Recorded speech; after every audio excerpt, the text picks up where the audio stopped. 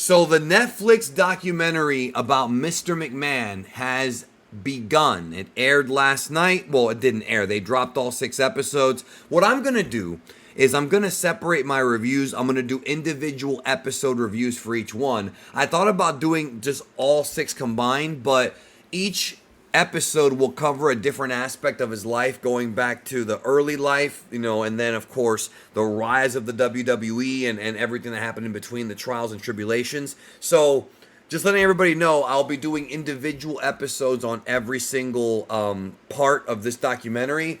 I'll probably do 2 a day, maybe more. It just depends on how much I can get through, because I am watching it with a group of friends, and I want to make sure that we're all there to see everything. So, just letting you know that, a little bit of behind the scenes stuff. So we're going to go ahead and start talking about episode 1 of this documentary.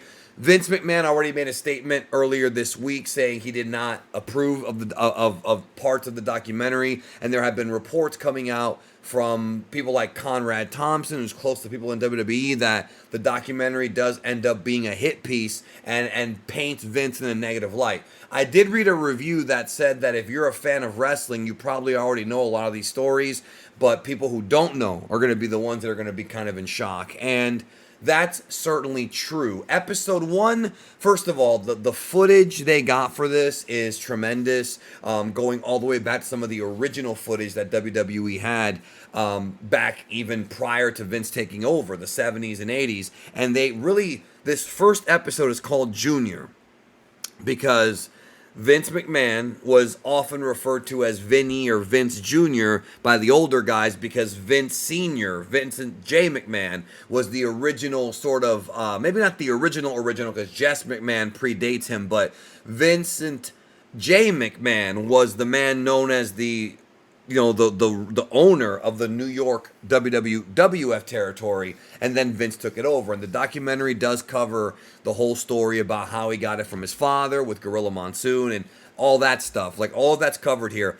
It was kind of interesting because at the very beginning they show all the different wrestling personalities getting, microphones put on their lapels and whatnot. And it's almost like a who's who. It's almost like an Avengers type of thing, because I'm seeing everybody from Hulk Hogan, Eric Bischoff, The Undertaker, John Cena, The Rock, Cody Rhodes, Bret Hart, every major top guy. Steve Austin's on this, Eric Bischoff. A lot of people were in this documentary and will be featured in the upcoming parts. And then they showed Linda McMahon, Shane, and Stephanie, and Triple H, the family. Linda McMahon, she looks like she had a facelift. Like, I looked at her and she looks almost like a different person.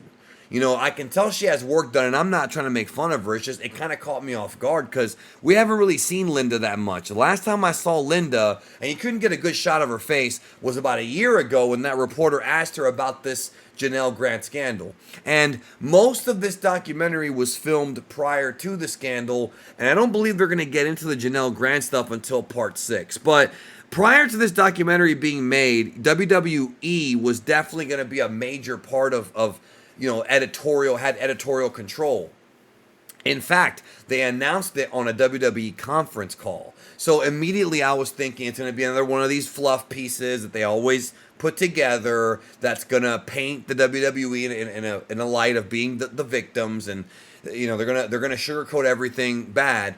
But once the Janelle Grant story came out, Netflix said, no, we're going to run with the real story. There was a report that Vince tried to buy the documentary, that he even tried to get Ari Emanuel from Endeavor to put down money for it because of how it paints the company. So, and it's interesting because WWE's moving to Netflix. Raw is moving to Netflix in January. So what a complicated relationship. But I think what they're probably going to do is they're probably not going to paint the entire company bad, just the things that Vince did and the company under the reign of Vince. Because really, Vince's reign in the company, even though he really didn't get fully ousted until January of this year, his reign in the company ended around 2022. So a lot of the footage you see in the early parts of the documentary are from 2021, including WrestleMania in Tampa that I attended. There's footage of that because you can see there's a shot of Roman Reigns powerbombing Daniel Bryan,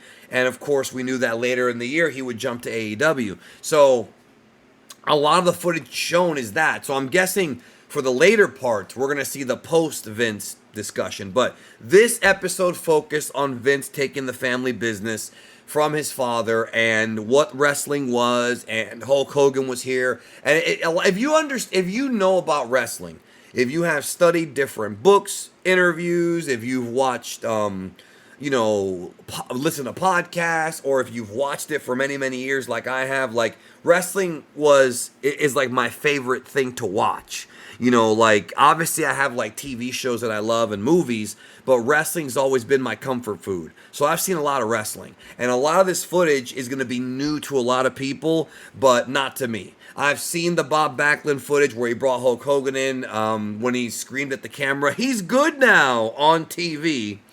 Wacky, bro, wacky times. And when Hogan beat the Iron Sheik, like if you understand a basic history of the company, you're gonna understand a lot of this documentary. Now, Vince does talk about his family life at home, and that's something that he doesn't go too deep into it, and I hope we do get more information on it, because this is something that needs to be examined. Vince has been referred to, and he was on this documentary, part one, as the P.T. Barnum of professional wrestling. For better or for worse, there's truth to that. P.T. Barnum was a complicated fellow, controversial fellow. So is Vince McMahon. And I think they're going to paint Vince in both negative and positive lights. He's a very ambitious businessman, objectively. He's a man, and some would say cutthroat, and they even talk about it. Tony Atlas himself on here says it's a dog-eat-dog world, and they talk about Vince raiding the territories for talent and paying them money. All of that's covered here. If you've seen WWE documentaries, they don't even hide that. They don't like to use the word raid, but nevertheless, still, it's a raid. At least some of that was a raid. And they actually show, I love how they did the editing here. It was phenomenal, man. They actually show like Junkyard Dog in Mid-South and then Junkyard Dog in WWF. Ricky Steamboat in Mid-Atlantic, Ricky Steamboat in WWF. And I like that. Hulk Hogan in AWA, Hulk Hogan in WWF. How these main event talents were picked by Vince McMahon. The best wrestlers in the United States, my friend, were handpicked by Vince to create his own super league. And that's what the WWF was in the 80s. And even to this day, I mean, it's still the biggest company, although Vince is no longer there. But because of Vince doing these tactics is what put everybody else out of business. And now it's WWE, AEW, TNA, and a lot of independent companies. GCW's on that list. There's a lot of big indies that run, spot shows or annual shows. And of course, you've got Japan, Mexico, and you've got other countries that have their own companies. But in the United States, it's WWE, AEW, TNA. I mean, it's just, and the TNA is far lower when it comes to capital than AEW. And AEW is in second place. I'm not trying to piss off AEW fans, but you can't really get first place when WWFE has been around so many more years. It's just, it is, they are the UFC, the NFL, the NBA of those sports. There's multiple football leagues, the USFL, the XFL, but the NFL's number one. And it's not disrespecting the athletes of these other companies. It's just, that's how it is. So the editing was good, and Vince, there's a part where Vince himself says, I don't know if I want to tell you the whole story on this. Like, the thing about Vince McMahon is you're never going to, and I'm glad this documentary is being made, you're never going to get a tell-all book. You're never going to get a story of Vince telling the truth, because so many things that he did were either shady or straight up illegal. I'm pretty sure he'll talk about his successes, and he's very confident and very smug about the success of WrestleMania, and he should be. He should be, because WrestleMania was a big success, objectively speaking. But other things in his past, which they tease at the end of episode 1, the scandals that are coming up, They mentioned two of them here, which is the John Stossel Dr. D slap, and Richard Belzer getting choked out with a front face lock by Hulk Hogan on his show. Those two stories are mentioned here, but they are by the time, like, the end of the documentary of part one ends with both of those lawsuits being settled in 1987 and 1990 respectively. So they're kind of now going to start to move into the early 90s scandals, I'm going to assume, with part two, which is the steroid trial, the sex scandal that rocked the company. There was a lot, and it's, they got a lot of people for this. Bret Hart is in this documentary, who has a very hit and miss, love-hate relationship with Vince, as everybody knows. But also, it would have been interesting to have heard from Bruno Sammartino and superstar Billy Graham, because at one time they were the most vocal about Vince. And, later on, in later years, they did sort of resolve it, and they were able to come back and go in the Hall of Fame. But for many, many years, Bruno was very vocal about the direction of WWF and the out-of-controlness of the steroids, and superstar Billy Graham was right there with him. And Billy Graham has himself admitted he was very bitter, but hey, even after he came back in 2004 and went into the Hall of Fame, even he kind of started throwing shots at WWE after that. So, but they are no longer with us, so they couldn't be featured. But I mean, just having Shane and Stephanie there, and Linda.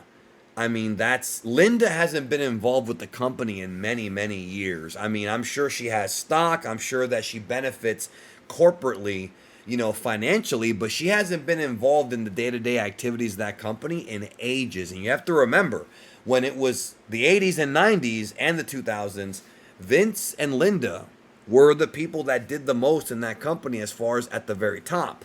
Linda did a lot for that company, and I'm not sure if they're going to explore that here, but Linda and a lot of her marketing strategies did help WWE a lot. But I will say this, if you don't know anything about Vince McMahon, and if you're not a fan of wrestling, I think you should probably watch the documentary if you're curious about knowing about the P.T. Barnum of sports entertainment. If you're already a wrestling fan, you're probably going to watch it anyways, but be prepared, because the stuff that I've seen, in at least in episode one, is stuff that you probably already know. And again, this is, if you're a hardcore fan, you probably know some of this. If you're a real deep insider, like a historian, you're going to know almost all of it. And there was nothing on part one that truly shocked me. I'm waiting to see if more statements get made. I'm waiting to see if more things are said in future, episodes. Like I mentioned, Vince briefly talked about how his mother and his stepdad used to physically abuse him. He talked about that. And there have been stories about Vince being sexually abused by his own mother. Now, I don't know details about that, but that was stories that were going around, and I'm hoping that gets covered on here, because that's the side of Vince McMahon that I would like to know most about, because as they say, hurt people hurt people. And if you study people who commit sex crimes and things of that nature, a lot of times they are victims of that very same behavior. And it's almost like an epidemic, like a brain epidemic, like a mind virus, because it hurt people. Bullies become bullies, or people who are bullied usually become bullies later on. It's just not usually, but it happens sometimes. And that, to me, and it's not in any way to say that what Vince did was justified or right, because I'm not saying that, but it's going to give us a better understanding of why the way that we treat our children is, the way that we raise our children and treat our children is important. Because if we don't do it right, not only are you possibly causing a problem for that child, you may be causing a problem for other children or other people because of what that child would become. It's a very scary thought. And I'm sure some of you guys who are parents, you never want your kid to turn out like, some of these guys. Of course not. But it's a sad reality that sometimes it turns out that way, and I hope we examine that in part 2. So leave comments about what you thought about the documentary, part 1 at least, and I'll come back with part 2 very, very soon, probably later today. So I'll see you then.